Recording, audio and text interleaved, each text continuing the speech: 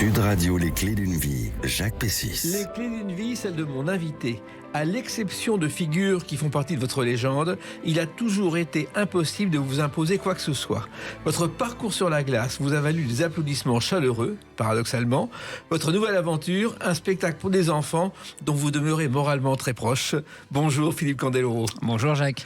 C'est vrai qu'il y a ce spectacle à la fois en tournée et puis au Palais des Sports d'ici les Moulineaux qu'on va évoquer pour les enfants et pour les fêtes de Noël. Un premier cadeau pour les fêtes de Noël. Mais le principe des clés d'une vie, vous le savez, vous êtes déjà venu, c'est d'évoquer votre parcours à travers des dates clés. La première ne vous concerne pas directement, mais elle se rapporte à un film qui est lié à votre parcours, mais aussi à votre vie. Surtout aux origines. Exactement, parce que le parrain que vous avez, sur lequel vous avez fait du patinage, voilà, c'est aussi quelque chose de familial. Mais il faut savoir que le parrain au départ, c'était pas Marlon Brando qui avait été choisi pour le rôle, c'était Laurence Olivier. Et finalement, Marlon Brando ayant accepté de faire des essais pour la première fois de sa vie, il a eu le rôle. Alors plus dans le parrain, bon, il y a plusieurs rôles en fait. Oui. Donc c'est effectivement le rôle du padrino, c'était Marlon Brando dans le 1. Et en fait cette musique de film n'avait jamais été utilisée dans le monde du patinage. C'est curieux. Alors qu'on pourrait finalement comparer à l'époque le film du parrain un petit peu à ce qui se passait dans le patinage. C'est-à-dire que c'était quand même voilà, comme c'était un sport à connotation, fallait forcément à un moment donné, il y avait quelques magouilles, quelques arrangements entre amis, et il y avait forcément un padrino qui devrait tirer les ficelles. Oui, toujours, comme un peu comme partout. Alors ce film vous a marqué, mais aussi il est lié effectivement à votre père Luigi. C'est ça. Alors Luigi, c'est pas un Sicilien parce que le parrain, on l'assimile beaucoup aux origines italiennes, mais c'était plus la Sicile. Mon père est plus des Abruzzo, était plus des Abruzzo du côté d'en dessous de Pescara, dans un village perché où on dominait 3 villages en fait, qui pouvaient se faire des signaux avec des miroirs. Tu vois. Mais moi l'Italie, c'est vraiment un souvenir d'enfance qui est vraiment gravé bien dans ma mémoire en fait, alors qu'on n'y allait pas non plus tous les ans et pendant 6 mois. Hein. Et vous y alliez quand même de temps en temps ? Avant je commence le patinage, on passait un mois. Tout le mois d'août, on était en Italie avec la famille. Il y avait encore la grand-mère qui était vivante là-bas, donc on squattait un petit peu chez elle. Ça lui faisait aussi du bien de voir un de ses fils, parce que mon père était issu d'une famille assez nombreuse. Tout le monde ne venait pas au même moment. Il a des frères et sœurs qui étaient immigrés au Canada aussi. On avait encore une tante du côté de Pescara. Donc c'était. Puis il y avait plein de Français dans ce petit village. C'était ça qui était drôle. Et aussi plein d'Italiens, car comme c'est à 80 km de Rome et que c'est une région avec du grand air et quelque chose de naturel, beaucoup de Romains viennent passer le week-end, aujourd'hui encore, dans les Abruzzes. Alors ils disent c'est la commune de Chieti en fait, hein. C'est les Abruzes, Chieti, c'est vraiment l'Italie, c'est le démarrage du sud. Donc en fait, nous on était dans ce village perché, il y avait des champs de séchage de feuilles de tabac qui étaient en train de sécher, les tomates, on allait en bas, il y avait les vignes, donc pour nous c'était un terrain de jeu monumental, parce qu'on partait parfois avec le voisin qui avait son tracteur et qui allait ramasser les courges, les raisins et tout ça. Donc nous finalement, quand on était gamin, on s'emmerdait pas trop dans ce village, alors que la plage était à 20 km déjà, on pouvait pas y aller tous les jours. Oui, ça, je m'en doute. Alors votre père était maçon, ce qui vous a permis d'avoir une maison lorsque vous étiez à Paris, exactement dans la région parisienne. Alors en fait, je sais pas si c'était un côté malin de mon père. Il a épousé une femme, donc ma mère, et dont les parents avaient un terrain. Et mes parents mes grands-parents avaient une maison. Ils ont légué un bout de terrain à mes parents pour qu'ils puissent construire la maison, construire la maison familiale, effectivement. Donc, et vous aviez votre chambre comme votre sœur et vos 2 frères. Alors au début, j'ai partagé la chambre avec mon frère, hein, légèrement plus aîné que moi, Laurent. Et ma sœur avait sa chambre, et mon frère, après, ils avaient aussi le grenier. Ils avaient aménagé le grenier pour que chacun ait un peu sa piole. Mais j'ai souvent dormi avec mon grand frère Laurent. Ouais. Et vous étiez près de Paris, dans un lieu évoqué par une chanson. Courbevoie, Gennevilliers. Colombe, la chanson d'Il était une fois, première chanson du groupe, parce qu'en fait, le groupe a répété dans la première maison de la culture de la région parisienne, qui était prêtée à des jeunes musiciens à l'époque. Et c'était à Colombe. Et c'était à Colombe. Colombe était vraiment une ville très très proche en fait des gens. Bon, moi, je me souviens du maire Dominique Frelot. Hein, je l'ai connu dès que j'ai eu l'âge de 8 ans et que je commençais à œuvrer dans la patinoire de Colombes. Et on sentait en fait qu'il y avait une bonne harmonie entre tout le monde, quoi. Voilà, ça vivait bien à l'époque. Et votre premier sport, Philippe Candeloro, c'était la natation au départ. Exactement. Il fallait apprendre à nager, comme beaucoup de jeunes, donc j'ai commencé par ça. Mais j'aimais pas trop cette ambiance un peu.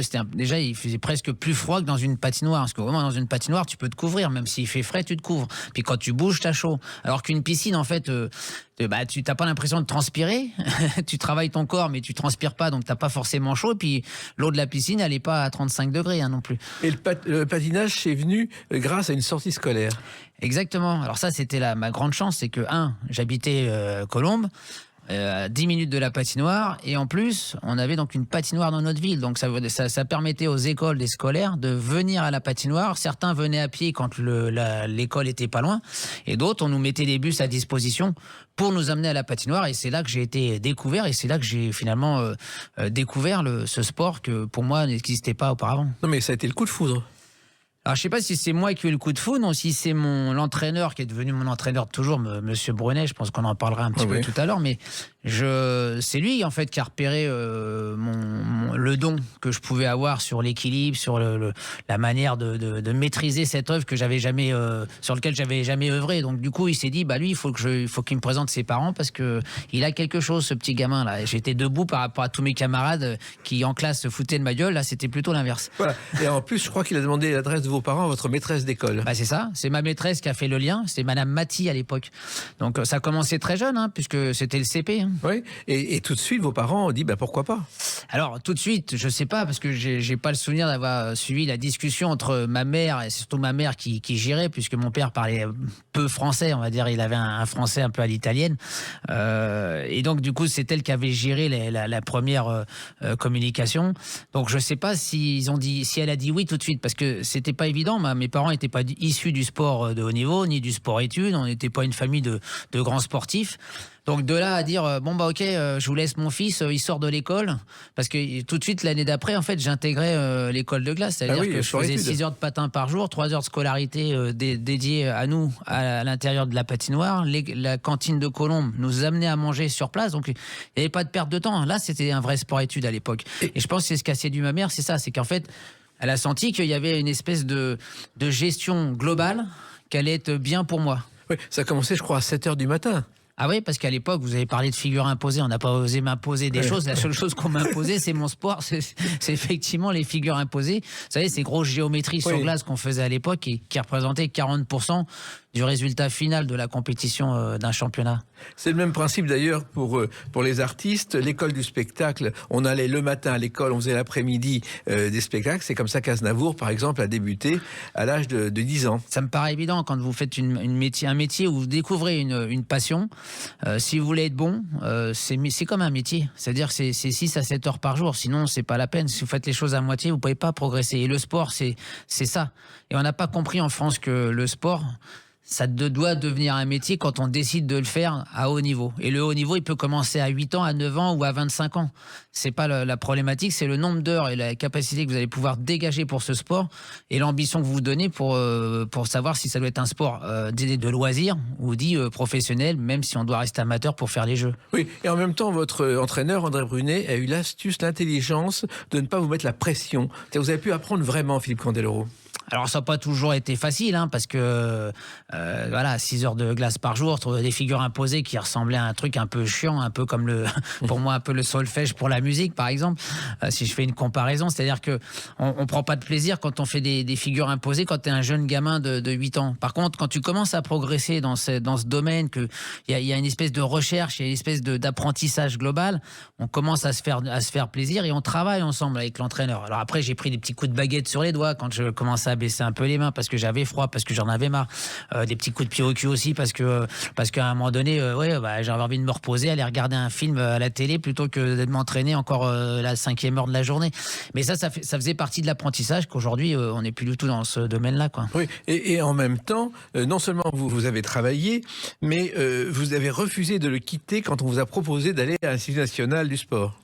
Ça, c'est peut-être mon côté fidèle et puis de reconnaissance envers les gens qui me donnent beaucoup de temps, beaucoup de moyens, et qui m'ont donné beaucoup de moyens pour réussir. Je pense qu'André Brunet était la personne qui croyait en moi, 2, a compris tout de suite quel genre de petit gamin ou de petit connard que j'étais, parce qu'à un moment donné, j'ai forcément dû être un petit connard, mais plutôt qu'un petit canard.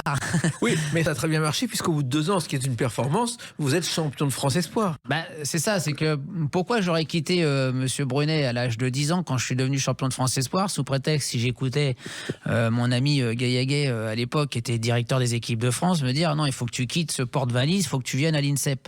On t'apportera beaucoup plus à Champigny, à l'INSEP. Je dis, mais je vais pas aller à Champigny, moi, tous les jours. Je veux dire, je voulais pas quitter déjà mon domicile familial.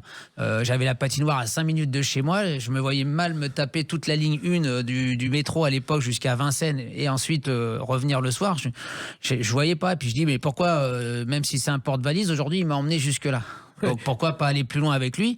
Et effectivement, on a été très loin puisqu'on est les seuls aujourd'hui à avoir remporté ensemble. Parce que je dis, la carrière, c'est pas moi qui l'ai fait tout seul, c'est avec l'entraîneur et puis les parents aussi, qui ont beaucoup accompagné. Mais tous les deux, on a réussi à avoir le meilleur palmarès finalement du patinage masculin français. Ce qui vous a surpris au début? Parce que vous n'étiez pas convaincu que ça marcherait comme ça. Ah bah de toute façon, on n'est jamais sûr de rien. Vous savez, quand on commence le sport à 8 ans, et puis quand on se dit tiens, je deviens champion de France Espoir, après tu vises les juniors, après moi j'ai vécu des bons moments quand à 15 ans je me barre à l'autre bout de la planète en Australie voir les koalas et les kangourous qu'on voyait que moi en images, donc j'avais là l'impression de vivre mes cours d'histoire que je pouvais pas avoir à l'école. Je les avais directement sur le lieu dans lequel j'allais œuvrer.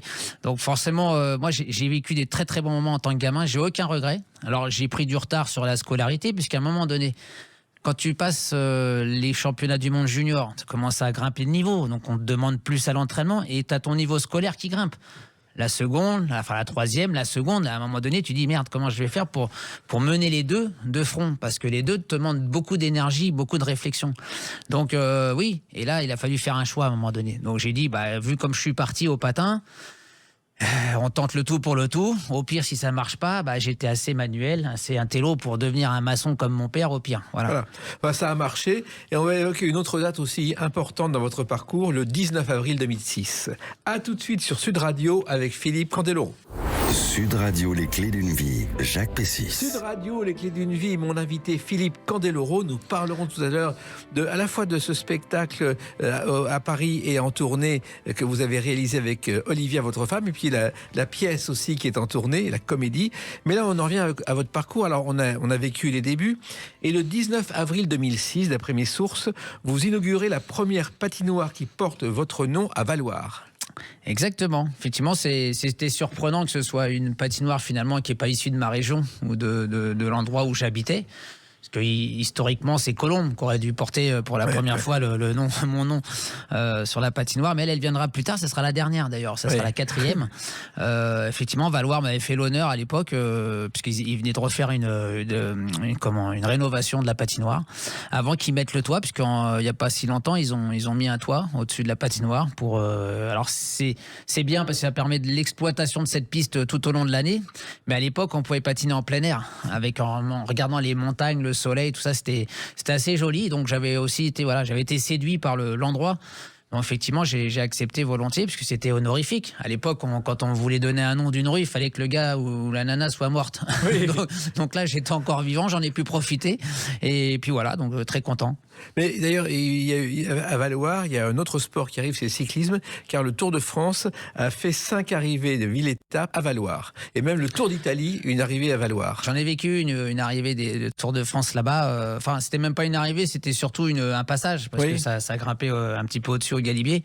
Donc, non, c'est impressionnant. Je pense que Valloires est une station qui se bouge pas mal, qui est très familiale, en fait, puisque c'est pas un domaine skiable immense, mais ça reste très convivial, très famille.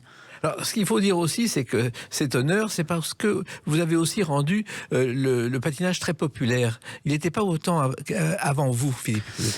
Ouais, j'ai eu la chance, en fait, d'avoir un passage de ma carrière où j'ai été accompagné. En fait, j'ai eu des frères et sœurs de carrière, comme Surya Boanali. Donc à l'époque, c'était Souria, c'était moi, c'était Moniotte Lavanchy. Derrière, on a eu Anissina Pesra qui ont fait une médaille d'or aux Jeux Olympiques de 2002. Donc en fait, et on a amené une certaine notoriété parce qu'on proposait quelque chose de différent. On était un peu audacieux, on était un petit peu aussi contre le système de jugement quand on se faisait avoir. Souria qui a été victime de discrimination à l'époque. Donc finalement, on était les grandes gueules du sport. Oui. On voulait pas se laisser avoir et on le manifestait quand on nous tendait le micro là, pour pouvoir en parler. Et je pense que ça a fait ça a fait petit dans la tête des gens qui nous ont soutenus pendant très longtemps. Et pour les générations précédentes, le patinage artistique, c'est Alain Giletti et Alain Calmat, qui a été médecin ensuite et homme politique, qui sont toujours vivants d'ailleurs, parce que ça conserve le sport. Exactement. Alors c'est vrai que ils n'ont pas le même profil. Alain Calmat et Alain Giletti, ils ont le même prénom, mais pas le même profil. C'est vrai qu'ils se portent plutôt bien pour des gens qui ont fait du sport de très haut niveau à l'époque. Et moi, je connaissais Alain Calmat et Alain Giletti quand j'étais jeune, parce que mon prof me parlait de ces champions, parce qu'on avait une photo géante dans la patinoire d'Alain Calmat en train de faire un immense saut écart. Donc quand j'ai rencontré la première fois Alain Calmat, c'est comme quand j'ai rencontré Carlos ou Annie Cordy quand j'ai commencé à faire mes pas à la télévision. Voilà, donc c'est des gens qu'on a beaucoup respectés parce qu'on nous a appris l'histoire de notre sport, ce qui est moins le cas aujourd'hui. Ce qui est malheureux, parce que ça veut dire que dans 20 ans, les petits jeunes qui font du patin, ils se rappelleront pas de qui était Souria Bonali ou Philippe Candeloro. Oui, je vous rassure, c'est pas seulement dans le domaine du patinage que ça existe. C'est un peu partout. Hein, ouais, bon, Jacques, vous en tout cas, ça va, vous êtes encore là et bien reconnu. J'espère encore quelques temps. Alors, il se trouve aussi que ce qui est étonnant, le jour de l'inauguration de ces patinoires, vous faites un spectacle, Ice Candle quelque chose. C'est Ice Candle Art, oui. Ouais. Alors, en fait, avec Olivia, on a monté cette structure qui est une structure associative à la base. Et ça s'appelait Ice Candle Art. Mais c'était un peu trop compliqué pour les gens qui parlaient pas très bien anglais dans les communes. Donc ça s'est transformé après en Candeloro Show Company. Mais c'est effectivement grâce à Olivia qui a ses idées de directrice artistique, de créatrice de spectacle, ce qui n'est pas mon métier. Moi, je suis un bon exécutant. Vous me donnez un script, vous me donnez un storyboard, je vais essayer de l'appliquer. J'ai un avis artistique sur ce que je vois, sur ce que les gamins peuvent me proposer parfois en spectacle ou en compétition, mais grâce à Olivia, en fait, ça a prolongé mon existence sur glace, parce que s'il n'y avait pas ces spectacles qu'elle a créés depuis 20 ans, moi, j'aurais certainement arrêté le patin il y a 20 ans. Oui. Donc voilà. Vous avez bien fait de continuer. Bah oui. Et il se trouve aussi que la première étape de cette médiatisation, ça a été les Jeux Olympiques d'Albertville. Conan le Barbare qui a permis à... Et pas Connard le Barbon, s'il te plaît. J'oserais pas. En fait, Schwarzenegger avait été repéré parce qu'il avait fait un numéro au Festival de Cannes pour présenter un documentaire sur le sport qu'il pratiquait. Et c'est comme ça qu'il a été repéré et qu'il a fait ce film. Et ça, vous avez repéré ce film pour en faire un numéro extraordinaire. En fait, il y a toute une histoire autour de Conan le Barbare et d'Arnold Schwarzenegger. C'est que j'ai toujours dit, quand j'ai commencé le patin, je me suis fait souvent traiter de tapette, de gonzesse, parce que c'est le patinage artistique était reconnu comme ça à l'époque. Moi, je suis arrivé au début, j'ai mis des costumes à paillettes en lycra qui moule caquette et machin. Donc c'était pas évident à porter, parce qu'en plus je vivais dans une cité où tous les jours tu te faisais un peu agresser. Donc moi j'ai pas bien vécu cette époque-là, parce qu'il a fallu que je me batte contre finalement une vision qu'on avait de mon sport, alors que quand tu étais sur la glace, t'en chiais pour faire des doubles accès et des triples sauts et des machins. C'était dur comme sport. C'est un sport extrêmement viril, mais les gens voient le côté artistique où on lève les bras un petit peu comme des danseurs ou des danseuses. Donc ça, c'était un moment difficile. Et Conan le Barbare, pourquoi je dis ça? Alors j'ai juste une petite correction à faire, c'est que effectivement c'est l'année d'Albertville que je fais Conan le Barbare. Même l'année d'avant, en fait, je suis 8e au championnat du monde d'Auckland. Donc je suis prédestiné à faire les Jeux d'Albertville, sauf qu'un accident de moto en septembre de 91 en fait, m'empêche d'être au top pour les championnats de France, et on me squeeze un petit peu cette sélection pour envoyer 2 de mes camarades qui ont finalement fait 16 et 18e aux Jeux Olympiques. Et moi, 2 mois après, je fais le championnat du monde, parce qu'un des 2 collègues va se faire opérer de l'épaule.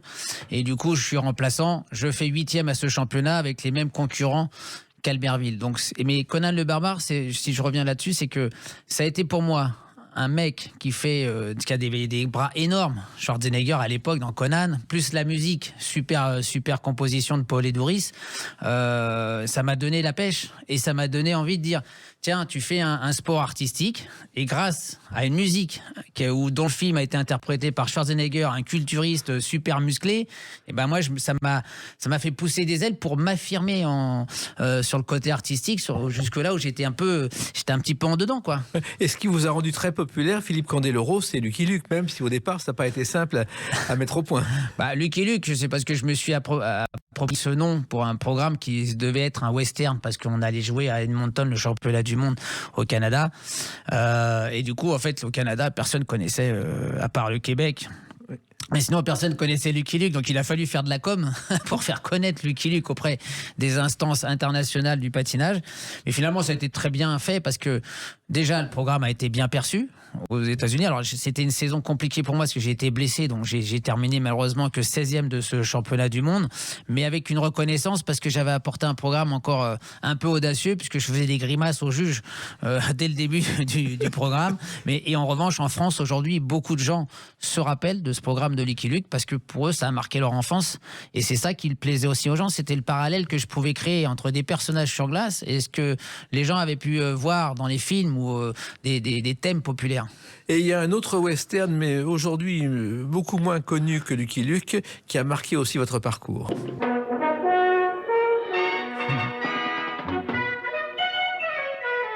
Les Mystères de l'Ouest. Les Mystères de l'Ouest, qui est en fait une série inspirée d'une première série de télévision aux États-Unis qui s'appelait Les Cowboys G-Men en 52. Et là aussi, vous avez utilisé cette série de télévision.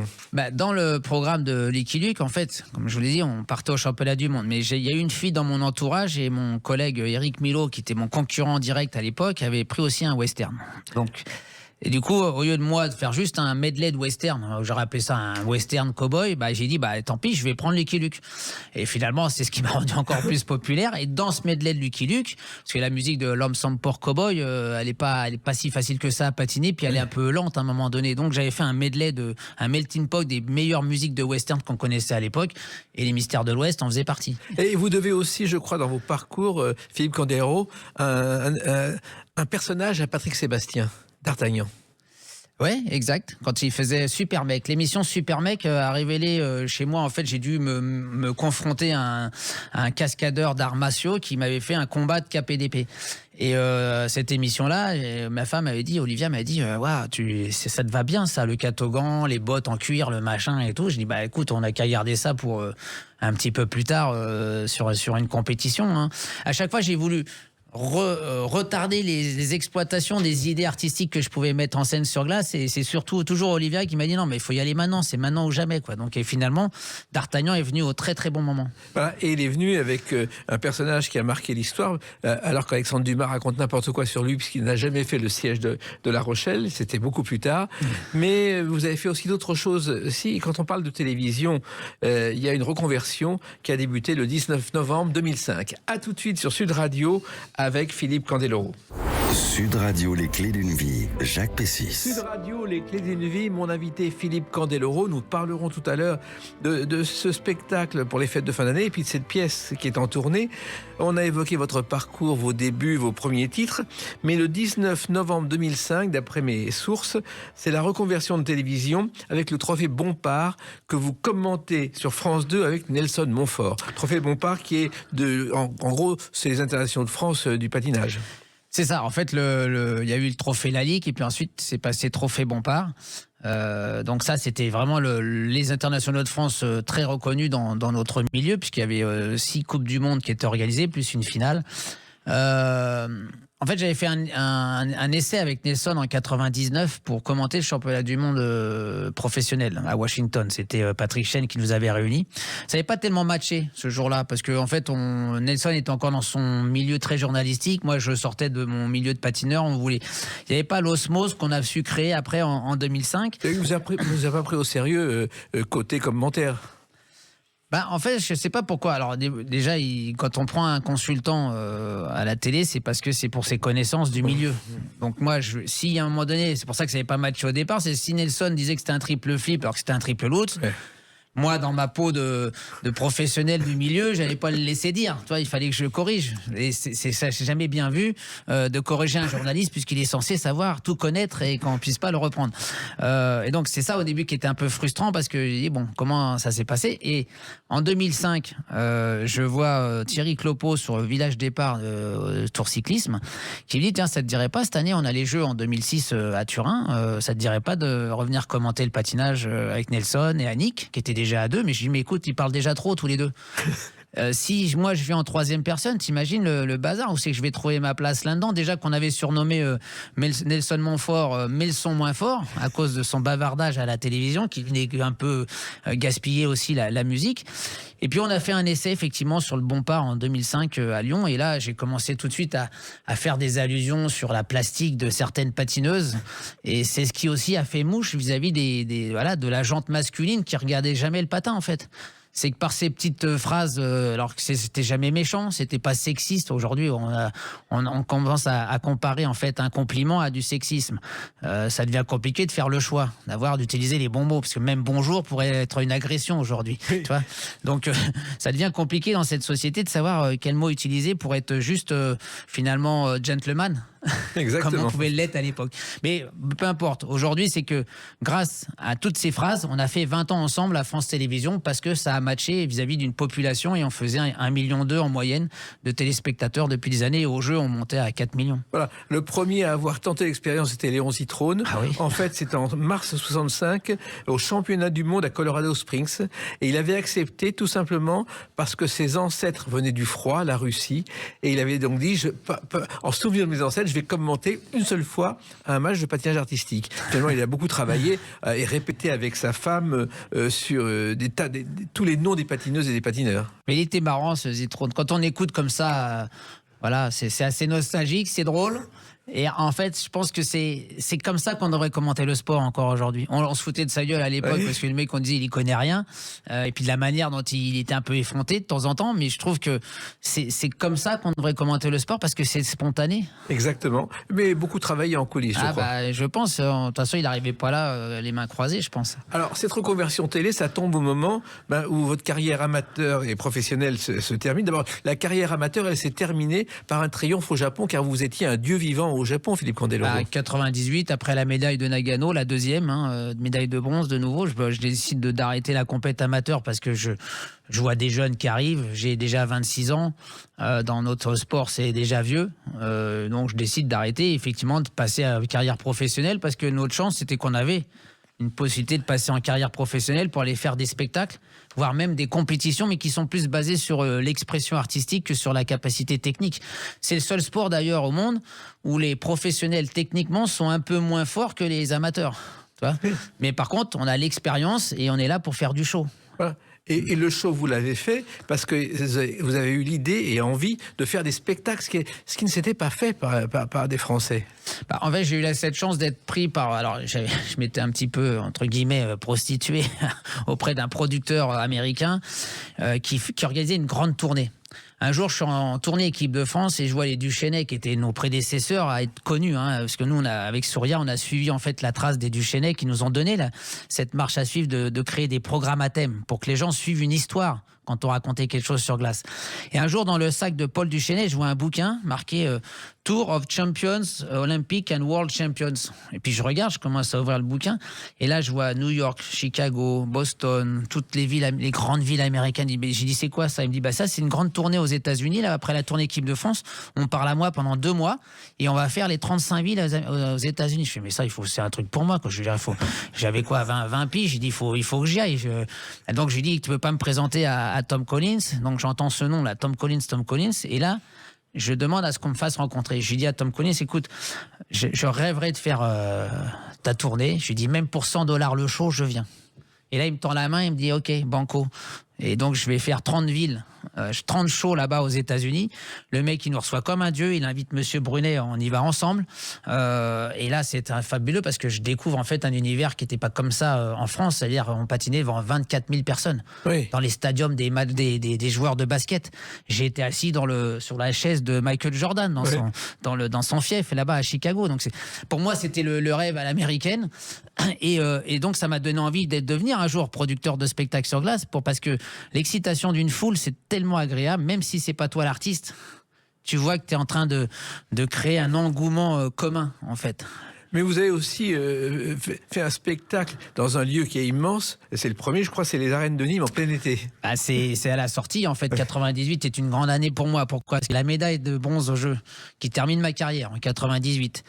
Et au mois d'août, je décide de me lancer dans une production complètement folle, puisque je décide d'acheter une patinoire, de monter une société de production et de produire ce fameux spectacle en plein milieu du mois d'août à 40 degrés de soleil dans les arènes de Nîmes où tu n'as pas le droit de pitonner des câbles entre les murs, puisque c'est protégé, donc tu dois trouver la manière de protéger ta glace toute la journée. Je veux dire que la veille, on n'était pas fiers, on n'avait pas assez de glace pour faire le spectacle. Et en une nuit, je sais pas, il y a eu un déclic comme ça. Ma bonne étoile m'a aidé. On a réussi à débâcher. Et le lendemain, on avait 9000 personnes dans les arènes. C'était extraordinaire cette soirée. En plus, ce lieu était un lieu de combat de gladiateurs jadis. Et il y a encore des bas-reliefs sur chaque arcade du premier étage qui représentent entre autres une louve en train d'allaiter Romulus et Rémus. Oui, c'est vrai. On le visite quand on visite les arènes, mais en fait, il y avait un engouement aussi. J'ai eu une aide extraordinaire de la part de la municipalité qui souhaitait que ce soit une réussite. Et ça a été une réussite. Et ça a été le point de départ d'autre chose, de bien d'autres spectacles. Ça a été le début. On avait créé cette société de production qui s'appelait 94-98 Bronze Production. Pour en référence à mes 2 médailles de bronze des Jeux. Et c'est une aventure qui a duré assez longtemps, parce que jusqu'en 2004, on a fait des prods, on a fait des spectacles. Alors, c'était mon propre argent que j'investissais, j'avais pas beaucoup de mécènes, pas beaucoup de partenaires. Donc, et puis la glace, c'est quand même un outil qui est lourd à gérer pour faire de la production. C'est pas comme un chanteur qui arrive dans un zénith et il a le grill qui est déjà à disposition, il a une plateforme, une scène qui est à disposition. Nous, on doit mettre la patinoire qui a un certain coût, tu dois l'utiliser 3 jours pour mettre la piste. Après, il faut que tu mettes ta lumière, après tu payes les artistes et les taxes et les machins, tout ça fait que on nous a dit, d'ailleurs à l'époque j'avais été voir Camus, j'avais été voir Louvain et les deux m'avaient dit mais en fait on n'a pas d'argent à gagner sur tes dossiers parce qu'en fait la glace coûte trop cher, tout simplement. Mais par contre j'ai relevé le défi, j'en ai fait. J'ai été content de le faire parce qu'on a séduit pas mal de spectateurs et voilà, ça reste un beau souvenir pour moi. Et c'est peut-être ça qui vous a conduit ensuite dans l'aventure Holiday on Ice. Holiday on Ice, j'ai fait en 2000 avec eux parce qu'ils étaient un peu en perte de vitesse, ils remontaient la structure en France et quand on fait Holiday on Ice, des gens comme moi, comme Souria, comme Abitbol, Bernadis, c'est souvent pour donner un petit coup de pouce à la communication parce que leur com elle est déjà bonne, leur spectacle il est déjà bon, ils n'ont pas besoin de nos performances pour exister, parce que ça fait plus de 75 ans qu'ils existent et ils renouvellent leur spectacle chaque année. Mais quand ils nous prennent, c'est surtout pour donner un petit coup de boost en communication, sauf que nous, on doit être aussi à la hauteur de leur spectacle et de nos performances, parce que les gens, s'ils viennent acheter leur billet, c'est aussi parce qu'ils ont envie de nous revoir sur glace. Et là, l'exigence de faire 90 représentations, voire 100 en l'espace de 2 mois et demi, tu le fais pas à 53 ans. C'est pour ça qu'aujourd'hui, je suis obligé de me poser la question, de dire si on vient me reproposer de faire Holiday on Ice, ça sera peut-être dans un autre rôle d'un comédien ou d'un monsieur loyal, plutôt qu'un performeur sur glace. D'ailleurs, vous avez fait Phileas Fogg, je crois, dans le Tour du Monde en 80 jours. Tour du Monde en 80 jours, ça c'était une idée aussi à Olivia, qui avait voulu mêler le théâtre à la glace. Et donc, on avait fait ce spectacle sur de la glace synthétique qui est donc beaucoup moins coûteuse, beaucoup plus facile à installer. Et ça nous a permis aussi d'aller dans des salles de théâtre qui n'étaient pas notre terrain de jeu prédestiné. Et puis, vous avez un point commun avec Léon Zitrone, c'est que vous avez animé Interville. Et ça aussi, c'est une autre aventure. Avec Nelson. Avec Nelson, on a été ça a repris cette année, Interville. Donc, je ne vais pas dire que ça a été les derniers, mais on avait fait en 2009, je crois, c'était. On a animé ensemble, mais en fait, je pense que la production, comme la chaîne, s'était tiré un petit peu une balle dans le pied, c'est qu'on ne partait plus en tournée. On tournait les 9 ou 12 émissions au même endroit à Amnéville. Alors, allez demander à un gars qui habite à Amnéville de porter un t-shirt marseillais, par exemple. C'est pas terrible. À mon avis, l'ambiance était moins bonne que si on avait été à Marseille, tu vois. Donc, c'était ça l'intérêt d'Interville, c'était de confronter en fait des populations avec des supporters qui allaient se défier à travers des épreuves sportives. Et ce qu'on ne sait pas, c'est qu'Interville, en fait, un jour, Léon Zitrone est à Cannes pour une émission de télévision. Il croise Guy Lux. Il dit: qu'est-ce que tu fais demain?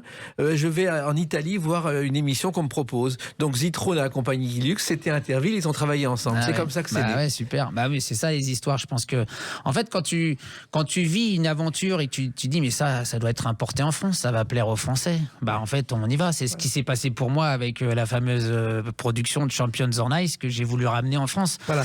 Mais il y a une autre émission aussi qui a compté beaucoup pour vous dans votre parcours.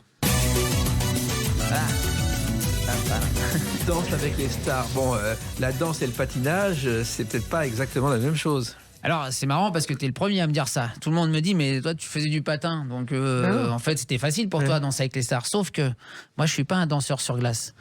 J'étais un patineur artistique tout seul. Donc déjà, les croisés, apprendre à compter le nombre de tempos qu'il y a dans une musique, c'était pas pour moi. C'était pas pour nous. C'est pas pour les patineurs artistiques. On n'a pas cette notion de faire des danses de salon sur glace, qui était le cas plus pour une Nathalie Péchala avec son partenaire sur Danse avec les stars. Toutes les danses standards qu'on apprend sur la glace, elles sont aussi dans Danse avec les stars. Donc il y avait un petit peu plus de facilité. Et je reviens bien sur cette émission, c'est que il y a deux choses qui pourraient être, enfin, qui sont, quand tu es une femme qui vient danser avec un meneur, tu as plus de chances de mieux danser. Parce qu'un meneur dans une boîte de nuit peut apprendre à une femme à danser en moins de 5 minutes, si elle se laisse guider.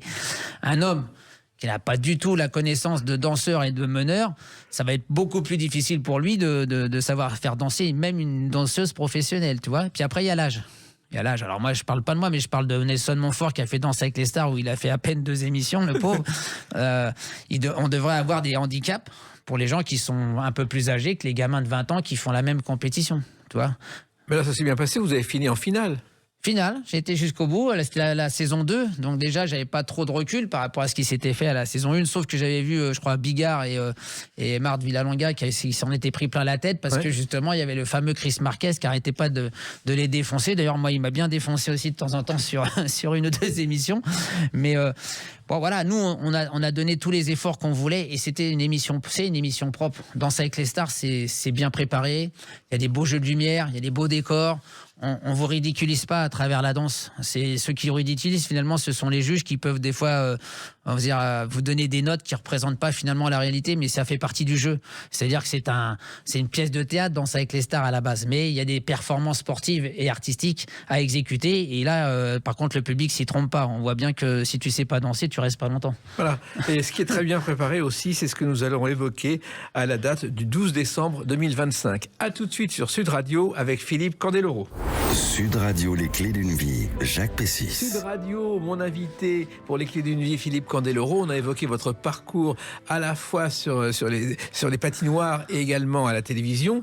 Et puis le 12 décembre 2025, il y a un spectacle pour Noël qu'il ne faut surtout pas manquer.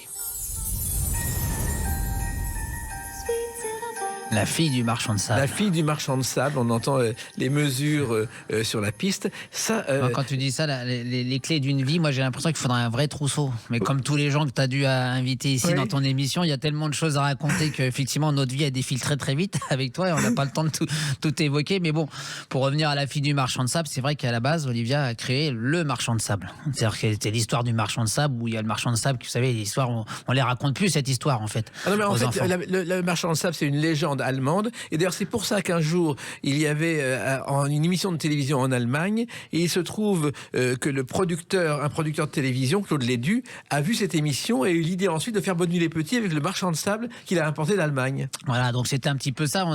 Olivia s'est basée là-dessus, et puis à la base, je devais être le narrateur du spectacle, sachant que j'arrivais déjà aussi à un âge où à un moment donné, le patin, je suis obligé d'admettre qu'il faut arrêter, parce que soit je suis pas à la hauteur des performances attendues, soit parce que mon corps dit stop.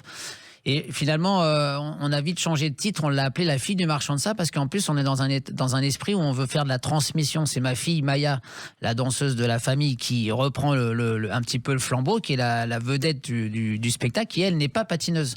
C'est une danseuse qui joue donc la fille du marchand de sable. Elle fait du cerceau, elle fait de la danse, elle fait du chant puisque c'est mise aussi à chanter. On a une autre fille qui travaille en coulisses en tant que régisseuse plateau. Et puis Olivia qui surveille tout ça. Et la dernière fille, pour l'instant, est encore en études de commerce international. Donc on se dit que peut-être L3 un jour, si on arrive à monter un de nos plus gros projets avec ma femme, ça serait d'avoir un cabaret spécialisé glace, un genre de Lido, mais uniquement avec un univers de spectacle sur glace où il y aurait donc, ça serait un spectacle résident avec une école de formation pour des gens qui désirent passer de la compétition au monde du spectacle. Voilà, donc ça c'est un petit peu notre rêve. Donc à un moment donné, bah oui, le temps passe. Moi je serai plus exécutant, mais voilà, je serai là pour les accompagner si demain on arrive à ce projet. Oui, mais il y a de la place, que le Lido n'existe plus, les Folies Bergères n'existent plus, donc il manque à Paris, en tout cas, un lieu de ce genre. Alors si ça se fait pas à Paris, ça m'embêterait. J'aimerais bien qu'on reste à pouvoir le faire en France, mais il faut trouver pour ça des investisseurs, des gens du BTP qui viennent nous accompagner, et puis des politiques aussi qui se disent ça va faire un petit peu comme les grands buffets à Narbonne, qui est devenu une institution internationale. Juste on s'arrête là au milieu de la route pour pouvoir manger avant de remonter à Paris ou de rentrer chez soi. Avec 500 plats, je crois. Avec 500 plats et 500 places. Alors oui, la fille du marchand de sable, un très beau spectacle qu'on conseille aux familles, parce que là cette année pour la Candide Rochaud, c'est un gros morceau, parce que à Issy-les-Moulineaux, on a été très bien accueillis par monsieur le maire. C'est le Palais des Sports le 11 et le 12 décembre et le 13 décembre au Palais des Sports d'Issy-les-Moulineaux. Alors on reste 4 jours, mais on a quelques séances privatives, et puis on a surtout à la sortie de la corrida d'Issy-les-Moulineaux, où pour tous les bénévoles, en fait, la ville a réservé une session spéciale pour tous ces bénévoles. Et donc ce spectacle, en fait, on est très, très bien accueilli par Maître Santini à Issy-les-Moulineaux, parce que ce sera aussi la première fois où dans le Palais des Sports, on y verra une patinoire, une vraie glace. C'est ça qui est extraordinaire. L'histoire, en fait, c'est une passation de pouvoir entre un père et une fille. C'est ça, et puis on bosse tous en famille, donc on est assez content de ce spectacle. Il a surtout un bon rendu, parce que comme je le dis souvent, les enfants sont tellement captivés par l'histoire que finalement ils laissent les parents peinards et les parents finalement rentrent aussi dans l'histoire, et c'est très féerique parce que Olivia aime les spectacles très dynamiques. C'est-à-dire que tu peux aimer un truc pendant 2 minutes ou pas aimer un truc pendant 2 minutes. 2 minutes plus tard, tu vas forcément trouver ton bonheur avec un autre thème, un autre truc, parce que ça passe très très vite. C'est 1h15 de spectacle. Avec 20 tableaux, je crois. Avec 20 tableaux, plus de 250 costumes quand même qui défilent sur la piste, des éléments de décor, une belle scénographie lumière. Donc non, nous, sur le contenu du spectacle, on n'a rien à craindre. Ce qu'il faut maintenant, c'est que les gens viennent, parce que s'ils ne voient pas le spectacle, ils ne vont pas pouvoir juger. Non, mais vous êtes dans la grande tradition des revues, qui n'existe plus à Paris, à part au Moulin Rouge, avec plein de costumes, avec du rythme et avec du rêve. Alors, on n'en est pas à mettre encore nos patineuses avec les seins nus sur scène, mais bon, après, demain, c'est vrai que même le Moulin Rouge a dû un peu revêtir quelques accessoires sur les bouts de seins des femmes, parce qu'aujourd'hui, c'est mal vu. Mais c'est vrai que la revue sur glace serait aussi, on va dire, un spectacle touristique pour l'ensemble des touristes étrangers qui pourraient venir à Paris et voir un spectacle de qualité sur glace, chose qui n'existe pas et qui n'a jamais existé. Voilà. Mais Philippe Candeloro, ce qui est étonnant, c'est qu'il y a quand même 20 artistes sur scène. C'est une grosse production. Ouais, c'est parfois un petit peu plus que 20 artistes. On est sur la route quand on part avec nos techniciens, nos aides de camp, la production et tout. On est 32 personnes sur la route. Donc ça devient une vraie machine de production assez lourde. Aujourd'hui, le monde du spectacle est quand même assez perturbé par le côté anxiogène qu'on vit en France, avec la société qui est un peu paralysée entre la politique, les problèmes de guerre et tout ça. On sent que là, les gens, il faut qu'ils se réveillent, parce que Noël, c'est demain. Donc, il faut quand même rêver un petit peu, faire rêver les enfants, et ce spectacle de la fille du marchand de sable est là pour ça, en fait. C'est que bon, nous, maintenant, ça y est, on est lancé, la machine, elle est lancée, on ne peut pas rattraper le paquebot pour revenir en arrière. Donc, de toute façon, ces spectacles auront lieu. On espère que on aura réussi à faire venir 10 000 personnes dans ce Palais des Sports, parce que c'est pas sûr que ça puisse se refaire l'année prochaine. Oh, tout est possible. En tout cas, pas ici les Moulineaux. Si on a d'autres commandes pour la saison prochaine, à partir un peu à droite, à gauche, mais dès que vous partez en dehors de votre lieu de résidence, tous les coûts sont aujourd'hui multipliés par 2 à cause de l'essence, à cause des hôtels qui coûtent cher, à cause de la bouffe qui coûte cher. Donc en fait, il faut tout vérifier. Voilà. En même temps, je crois qu'il y a Bourges le 28 novembre, Douai le 18 décembre et Méribel le 23 décembre. Exactement. Vous savez, les déplacements, tout ça, il faut les gérer. Puis il faut gérer les artistes parfois qui viennent aussi en dehors de Paris. Il faut les gérer en local. Oui, mais en même temps, la complémentarité totale entre vous et Olivia, puisque c'est une complicité familiale. Vous avez dit un jour qu'un homme n'est rien sans une femme et réciproquement. On dit toujours que derrière un grand homme ou une grande femme, il y a toujours un conjoint derrière. Donc un grand conjoint qui donne des directives. Olivia, c'est un petit peu, on va dire, oui, c'est celle qui m'a permis d'avancer parce que je crois que sinon je me serais un petit peu peut-être reposé sur mes lauriers ou j'aurais peut-être fait d'autres conneries à droite à gauche. Là, avec elle, au moins, je sais que j'ai une valeur sûre dans la composition des spectacles parce qu'elle a ce talent.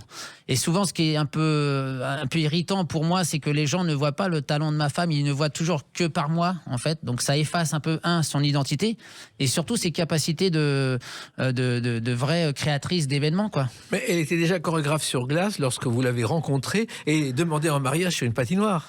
Elle était danseuse. Je l'ai rencontrée parce qu'elle travaillait avec la même chorégraphe que moi. Et ensuite, elle est devenue chorégraphe. Elle s'est spécialisée dans le monde de la glace. Elle est devenue plusieurs fois championne de France de ballet sur glace. Donc, c'est pour ça que son métier, de savoir gérer plusieurs personnes sur une scène, elle sait le faire. Et effectivement, après, on a mis en scène un peu notre mariage. Même la demande en fiançailles était assez particulière. Et je crois que le prêtre est venu sur la glace. Ouais, il a amené son hôtel et tout. C'était sympa parce qu'en plus, Olivia a des origines juives. Donc, pour faire venir les tantes et les oncles qui seraient pas rentrés dans une église, du coup la patinoire était un lieu finalement neutre et tout le monde a pu venir. Et je me suis un peu renseigné, le mariage le plus insolite aujourd'hui reconnu, c'est un mariage à bord d'une montgolfière pour que les couples partent au 7e ciel. Ils avaient plus beaucoup de chemin à faire du coup. Exactement. C'était déjà presque arrivé. Il se trouve aussi que régulièrement avec elle, vous avez monté d'autres spectacles et à chaque fois c'est un risque, Philippe Candelero, mais un risque calculé car en même temps vous êtes toujours très prudent. On est surtout plus prudent parce que c'est notre propre investissement, c'est notre propre argent. C'est difficile d'aller trouver des financements pour aller séduire des mécènes ou des levées de fonds pour monter un spectacle sur glace parce que les gens ont l'impression que ça parle à personne aujourd'hui les spectacles sur glace parce que quand on voit du patinage à la télé, ce n'est que du sport. Mais il faut savoir que au-delà de Holiday on Ice. Holiday on Ice, c'est une maison qui a plus de 75 ans, qui est détenue par des Hollandais. Donc aujourd'hui, eux, ils ont vraiment l'aspect sur la finance, mais en même temps, ils produisent des spectacles de qualité, mais ils font 300 spectacles à l'année. Donc on n'a pas la même. C'est-à-dire que Holiday on Ice, c'est pas un spectacle pour Noël. Nous, on a cette particularité, c'est que les spectacles qu'on propose, c'est souvent pour les comités d'entreprise, et on a une existence entre guillemets, une exploitation entre fin novembre jusqu'à fin décembre. Après le Noël, la glace, tout ça, plus personne n'en parle. Donc Holiday on Ice en France, il débarque toujours à partir de février jusqu'en avril-mai. Et même en mai, quand il dépasse mai, ils sentent que les ventes sont moins importantes parce que les gens sont déjà passés au printemps. Alors ça, c'est le côté travailler avec votre femme, et il y a aussi Nelson Montfort, avec qui vous jouez une pièce dans toute la France, ça patine à Tokyo, et là aussi, c'est quelque chose de très particulier. Ah oui. Ça c'est pareil, je crois que alors moi j'étais en train d'écrire un one man show il y a à peu près 2 ans et j'ai eu un petit coup de flip parce que j'ai toujours pensé à Coé, à Courbet, à Arthur. Quand ils se sont lancés dans leur one man show, ils s'en sont pris plein la gueule parce qu'on sentait qu'ils n'étaient pas faits pour ça et que c'est des affaires, une reconnaissance télé, on pouvait pas faire autre chose. C'est un petit peu le mauvais côté de la France, c'est qu'on pense qu'on a une étiquette et on peut pas s'en détacher. Et là il y a eu 2 jeunes auteurs là, Hugo Crémacy et Julien Grange qui finalement ont proposé cette pièce à Nelson puisqu'ils étaient très proches où évidemment ça parlait de nous deux et je lui ai dit tiens, c'est peut-être pas une mauvaise idée de partir sur les planches, de quitter mon milieu un peu progressivement vers les planches à 2 que plutôt tout seul.